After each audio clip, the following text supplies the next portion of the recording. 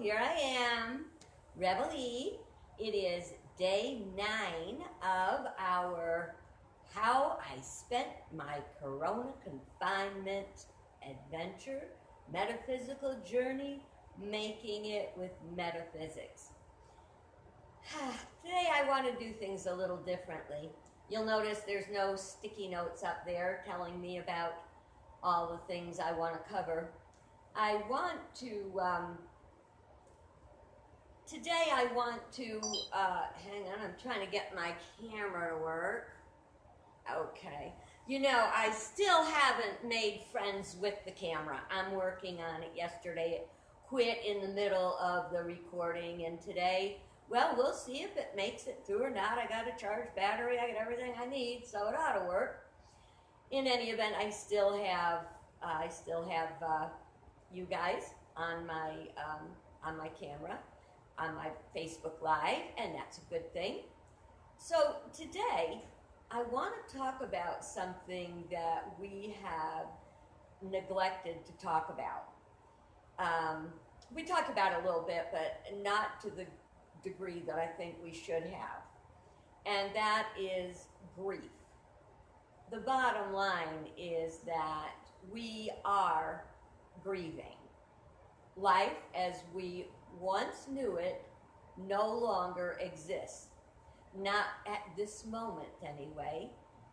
As I said yesterday, we haven't lost it, but it is not currently normal. We're living in, I don't want to say a new normal. I want to say we are living in a temporary condition of where we are. So let's not call it a new normal. Let's call it we are going through a process. I was thinking about the word process the other day, and I had to kind of laugh because some of us are old enough to remember the days of the film cameras where you would take your pictures and then you would have to send them off to be developed, and then they'd come back and we'd get to see what they look like.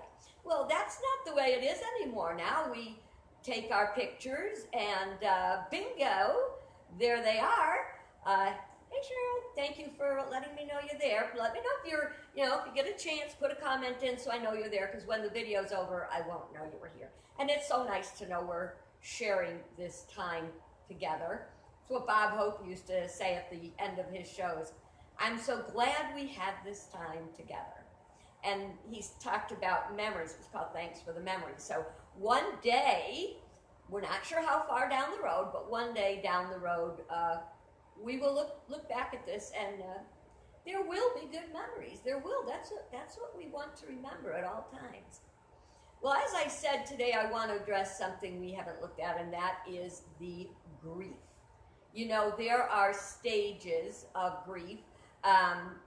Although recently the stages that Elizabeth Kubler-Ross listed in the grieving process, they say they're not necessarily effective anymore. I don't know, but I will, having been through grief, and I know some of you have been through some pretty tough grief, I do know the stages. I know the stages of disbelief. I know the stages of denial and praying that this isn't real, and then going through the day-to-day journey back to healing. And I do think it's really important to stay up, to stay positive, and at the same time, we can't deny what we're going through is not only uncomfortable, but inconvenient. It is very painful. When I told you the other day about how I hit the wall, when I got really angry and made an angry post on a friend's timeline, then thank God for the spiritual maturity I have achieved in my life, I was able to not necessarily undo the full thing, but I deleted the post. I contacted her, we talked, we discussed, what it's like to come through what we've been going through. What I did is what I call hitting the wall. I reach the limit of my current availability to deal with what is going on in the world, in my life, in my spiritual growth. I hit the wall, and I hit it hard. But what I'm hoping is when I hit that wall, I broke through a level to my next stage of spiritual growth. What if we looked at hitting the wall not as, hitting a wall and bouncing off and there we are stuck? What if we looked at hitting a wall as banging into a barrier and breaking it? I think that's a really good idea. And with that, I'd like to go back here. I found a new solution because I've still got both my camera and my live video going, and the live video shows everything backwards, so I figured out a way to work with it. It is the new language of the 21st century, emojis. I will probably be doing more emojis, but what I wanted to go back to is about the spiritual path. This is the higher consciousness, and this is lower consciousness. This is human consciousness. This is spiritual consciousness. And the four quadrants are, this is the intuitive, this is the thoughts we receive in our mind. Higher thoughts we receive in our mind. This is the sensing. There are things we just sense.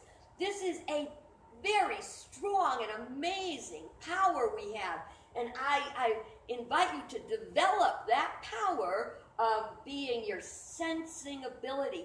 You can feel, you receive the vibrations of the universe. Down here we have human consciousness. And that is, here we've got the thinking, it's thoughts. Most of our thoughts that we receive in our lower consciousness come from the environment. They come from things people say, things we read, things we see, things we hear. So that comes, and assume, which is not a good thing. That's a very human thing. This can intuit. This can hear and make an assumption based on their present level of awareness. And then we've got the human emotions. And our emotions can be so challenging. And I hate to tell you this, but our emotions tend to be liars. In Unity, we teach that life is consciousness. And consciousness means, the word consciousness means awareness. Like you're unconscious or you're conscious.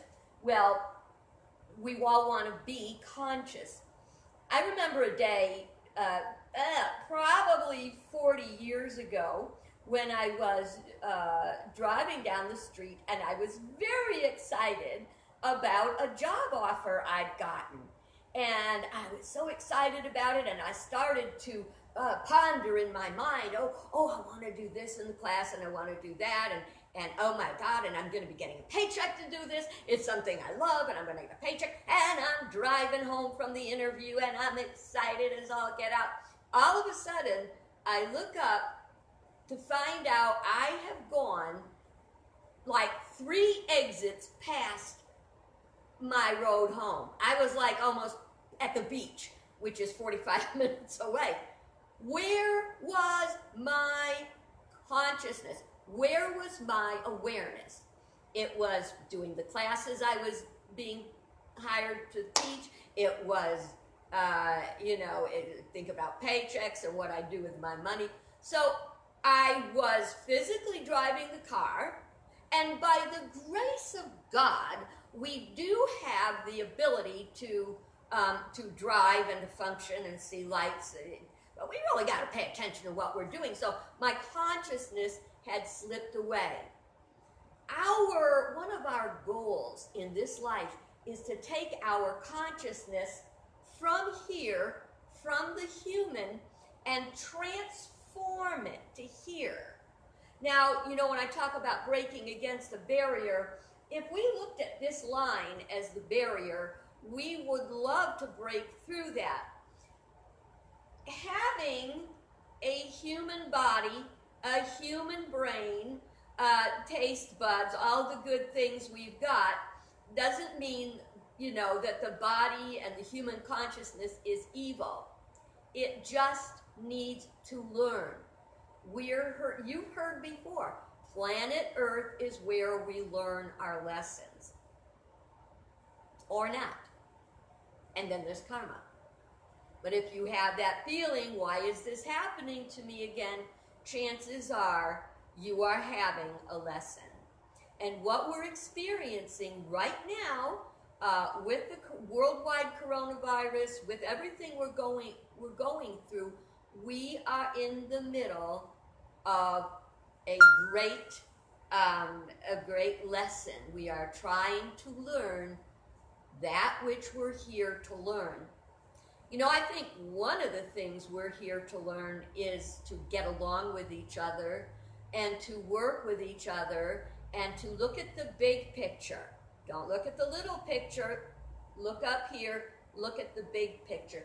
This is infinite divine mind. The mind of God is infinite and unlimited, and lower consciousness is finite.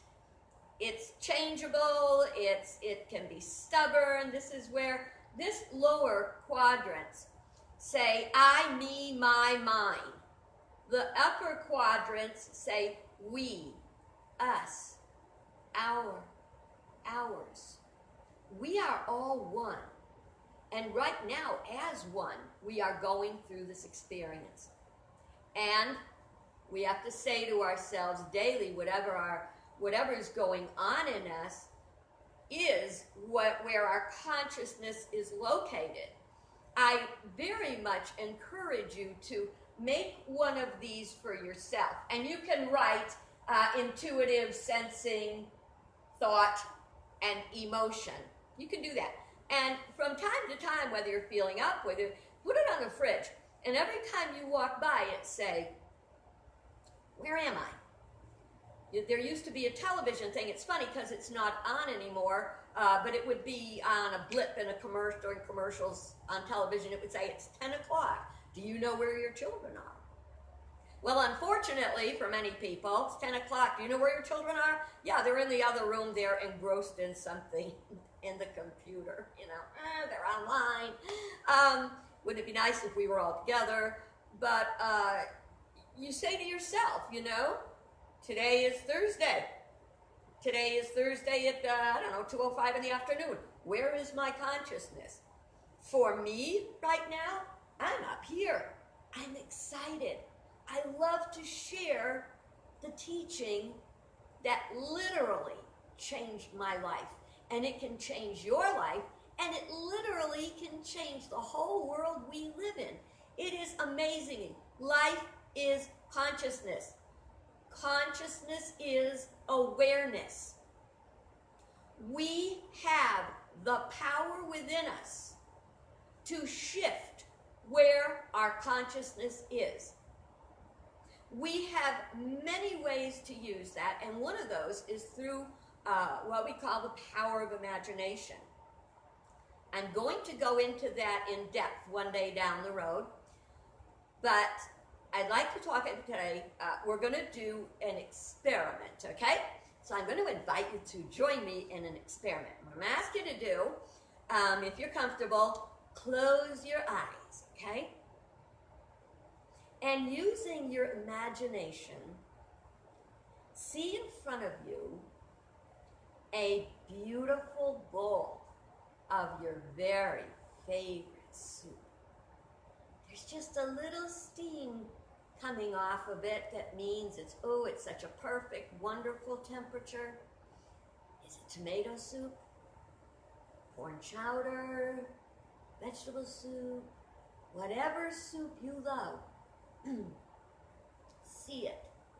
And I want to see yourself picking up the spoon, taking the spoon, dipping it into that soup, lifting it up to your mouth, and the spoon is just about at your lips. You can feel the warmth of the spoon and the wetness of the soup, and you look down, and there's a fly.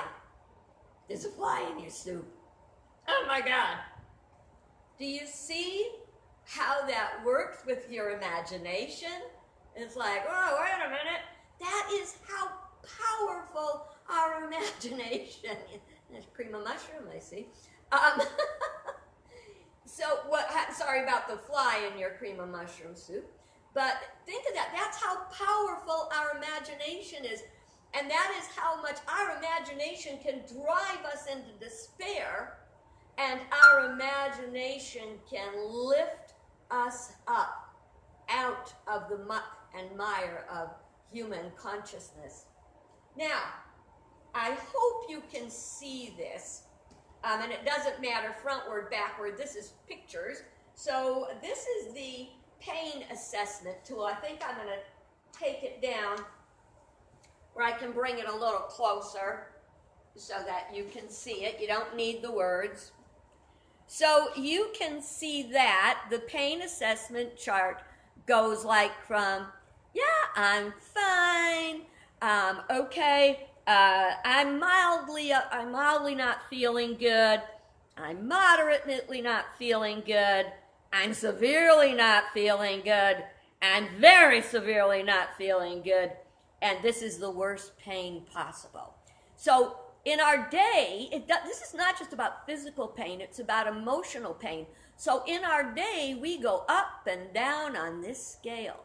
We can make the choice to change our mind and change our experience. It is possible, and I encourage you to try it. By the way, the word for today in the daily word is wisdom. You may not feel wise every moment, but you are. No matter what's going on, you are wise, because within you is divine mind. You are a spiritual being. You are having a human experience. This is where errors happen. This is where divine mind brings forth miracles. Okay, this says, I apply my higher wisdom with faith and courage. One of the things about emotions that we have to deal with, and the grief, is the unaddressed pain. I thought about that as I was pondering, sharing with you today. And I think that unaddressed emotions are what cause stress. Because even if we're feeling scared, we're saying, I'm scared, I'm scared, I'm scared, but what are you doing about it? You're scared, but what are you doing about it? We got to think about that and hopefully grow past it. Change our thinking, change our life. I think pent-up emotions are like a pressure cooker without a release. And at some point, if you don't let that pressure cooker have some release, if you don't have that little jiggly thing on the top, and releases, keeps the pressure even, it's going to blow. And I think that's what happened, with me the other day when I had my fall, my hitting the wall, is there was too much pressure, too many unaddressed emotions. Remember, emotions are energy in motion. Whatever is going on, energy in motion. It's going through us all the time, for better or worse, and if we pent it up, we're going to have a problem. Now, why wouldn't we want to address and express our emotions? Why? I think one of the reasons is, we got to be tough. We got to be tough for our family. We don't want the kids getting upset. We don't want anybody getting upset. We got to show we got what it takes. Well, yeah, we do have what it takes. And sometimes that's not in effect at the moment. Sometimes we do get overwhelmed. Do you understand that you are a hero in the history we're writing. You are a hero in his story, her story, our story.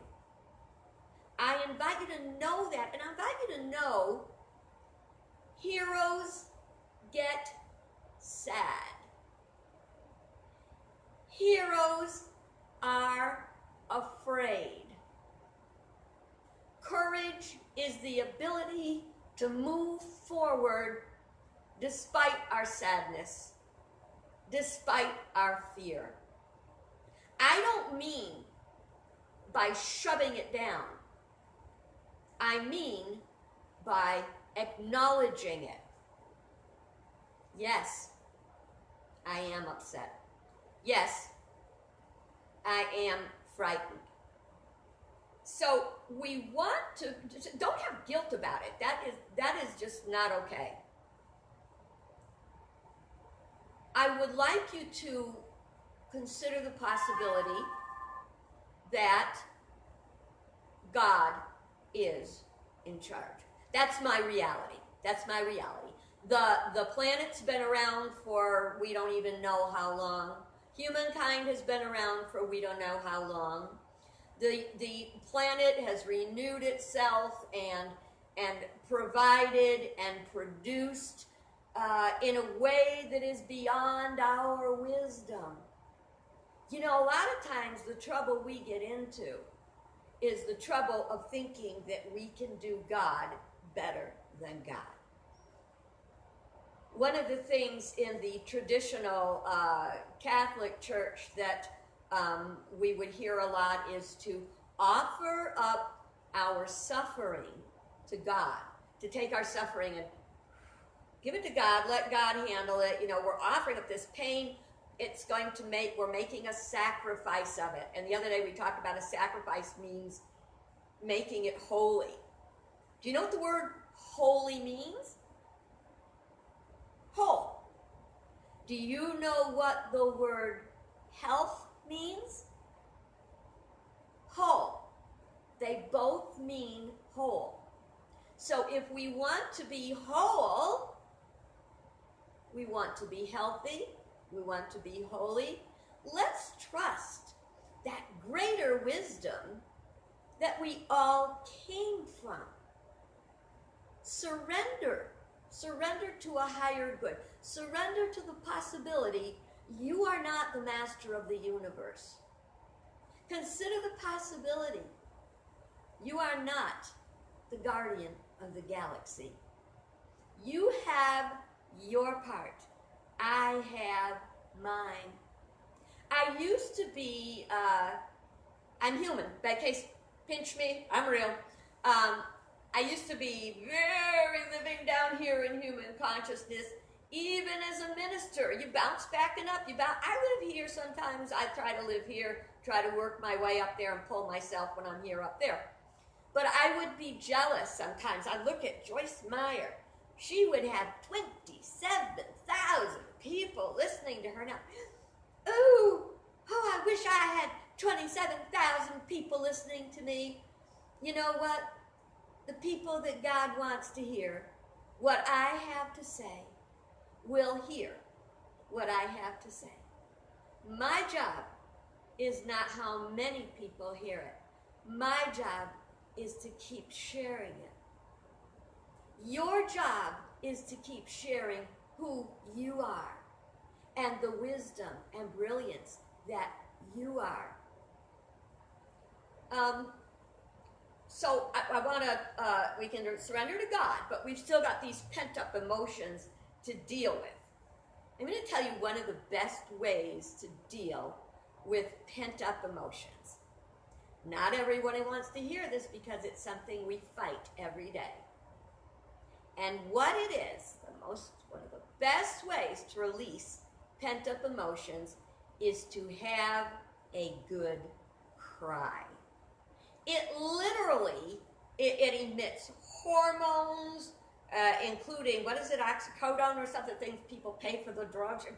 We are a pharmacy. Our bodies are pharmacies.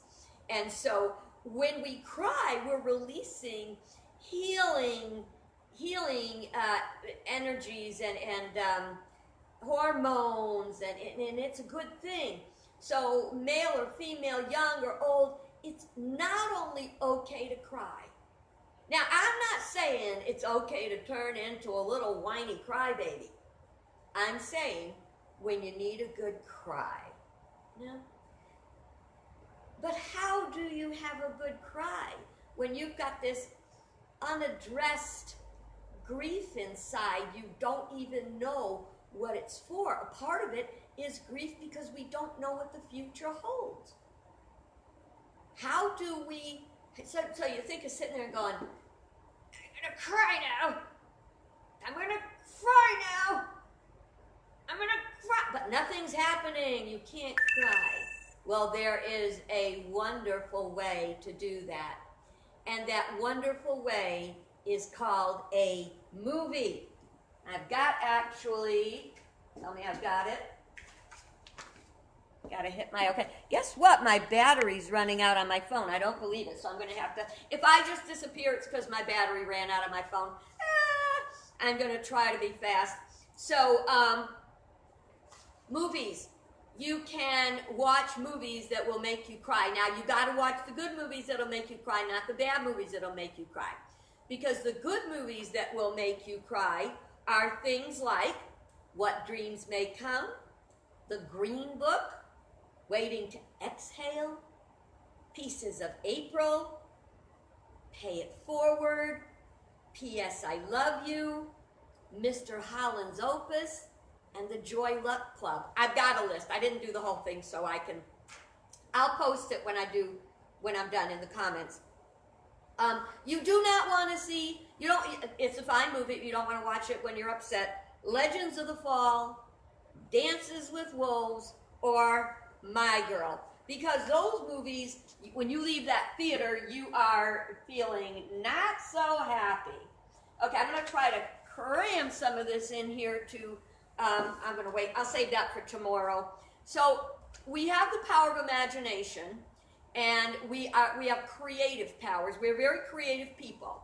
So another way to move your mind when you are stressed out is to color. I don't care how old you are. This is a grown-up mandala you can color, and I invite you to Toy Story 3. That's a good one. So get some crayons or colored pencils and color. That is a great way to get the grief out of your system. Well, let's see. I think those are the things that I absolutely wanted to do today. And so I see that my phone is running out of battery. So I would like to invite you to read the comments, because we got some comments there, and add your comments about movies that will give you a good cry. A good cry makes you happy in the end. A not good cry, you come out of it and you're sad and depressed, which gives second thought to P.S. I Love You, which I thought was good at the ending even. And my dear friend Ellen said, well, now I feel like going home and sitting in a dark room and crying for the rest of the day. I guess they help, they hit people differently. So I'm going to let you go for the day. Go watch a movie. I'm so glad you joined me. You have blessed my day. I pray that I have in some way touched yours. And I will see you tomorrow. Bye-bye.